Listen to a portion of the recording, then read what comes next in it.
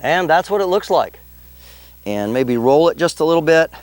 And it represents classic wood pulp firecraft, which easily catches and holds a flame. Hello, welcome to WayPoint Survival. Today, I'm going to show you a brand new Hobo Fire Hack. Stay tuned. So what I want to show you today is a brand new hobo hack that I think you're going to like. First of all, it's historically accurate, and it uses things that would have been widely available to a hobo in the 1920s and 30s. So what it uses is this. This is a simple Q-tip, as we call them today, but they were originally invented in 1923, and they were called baby gays. And they were used either as a nosegay or an ear gay, and that's just spelled exactly the way it sounds. And they were for cleaning out the nose and the ears, and of course we know that there's a lot of warnings. They say don't put this into your ear and all of that. They have a lot of cleaning techniques that are used with this, and if you're like me and you've grown up using these, they're very handy. And you can even paint with these. There's all kinds of ideas online where Q-tips can be used. However, I do want to make a note that you want to make sure and get the Q-tips that have the cardboard shaft and not the plastic one. First of all, the plastic would be toxic when it burns, and it also doesn't actually hold the fuel. And what we're going to show you is we need the capillary action of this cardboard. It's going to wick up, and it's going to make us have a much better burn.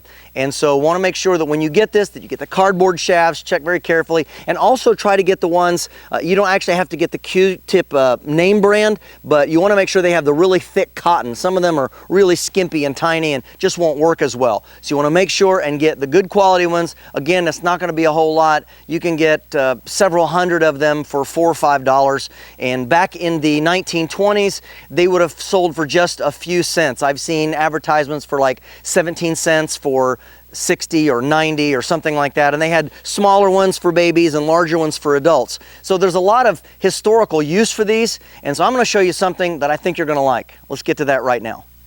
Once you get your Q-tips figured out and you get the right kind, you're going to want to get some sort of a glass bottle, and this is a vitamin bottle. I happen to have a couple of these, but what's important about the size of this bottle, it's got, first of all, a lid in it, keeps it airtight. That's important.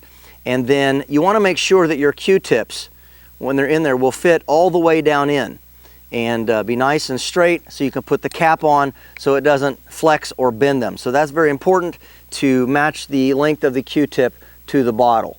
And this particular bottle works extremely well for this process. Next, you want to get some kerosene. Kerosene was invented way back in the 1800s, and its use was all over the place by the early part of the 20th century. And what we're going to do is we're going to pour this about half full of kerosene. You don't want it all the way full, so about right there, you can see that. And of course, remember, kerosene is very strong. It has a very strong odor to it. So we want to make sure and keep that off of our stuff as much as possible. Now, I have found that 25 Q-tips will fit in this size bottle. And so what we're going to do is we're just going to put them down in here, kind of arrange them carefully. As you can see, they fit in there really nice all the way down, so they're not bent. We put the cap on. Okay, you can see that. And now we're going to make sure that cap's tight, and then we're just going to thoroughly soak it and shake it around a little bit. And now you want to let this set perhaps overnight. What we're trying to do is we're trying to get not only just the outside wet, but we want the shaft and the cotton to be thoroughly soaked from end to end, so that there is literally nothing in here that is not soaked with the kerosene. Before we go too much farther, I want to remind you to go to our brand new website at waypointsurvival.com and check out our all-new and free newsletter, straight to your inbox at least once a week, if not sooner, absolutely full of great ideas and totally free, as I said. Also, if you really like these wool shirts that I've been wearing, this gray one, the green one I wore in a couple of videos ago, and if you want to get one of these handy-dandy opening match cases, as you can see here, It's got our matches and our striker right here. Both of these come from Logsdon and Company, and I'll make sure and put a link down in the description box where you can get your very own. This is a fantastic little match safe, and these wool shirts are really great for being out in the outdoors. By the way, kerosene in Europe is also called paraffin, and so that's another name that's used for it. Here in the United States, kerosene is not a brand name, it just refers to the fuel. Even though at one point that was his original brand name, but everybody uses it and it's just now known all over the United States as just kerosene.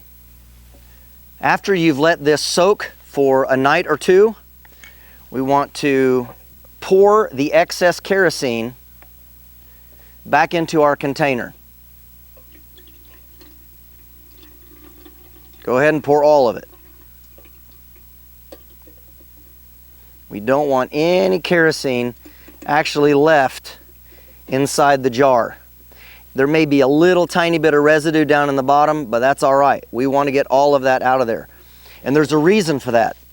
First of all, kerosene is very strong. And if this would happen to get broken in your pack, it's going to get all over your clothes. But if there's no fuel in here, then it's much safer and much easier to use. Now do remember that we are using kerosene here. It's a very greasy, very oily type fuel. Do not, for whatever reason, ever use gasoline or petrol. It's explosive and this will cause you some major issues.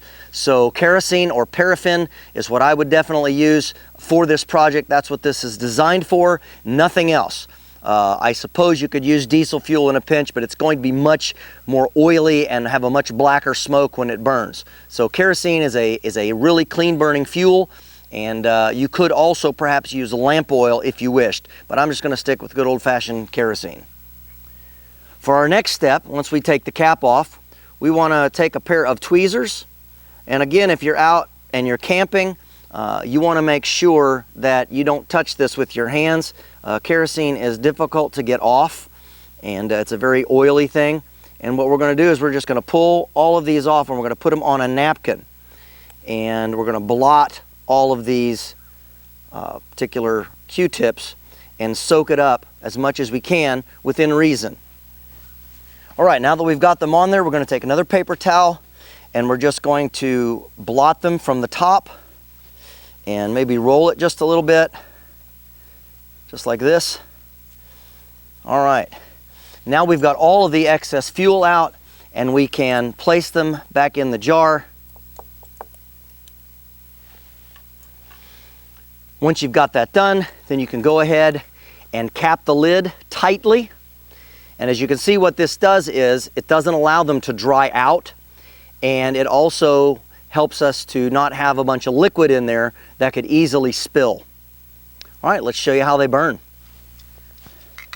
Okay, so we're here at the burn pit, and we're going to go ahead and open this up. Now, you don't have to carry a pair of tweezers with you, but you probably do for your first aid kit.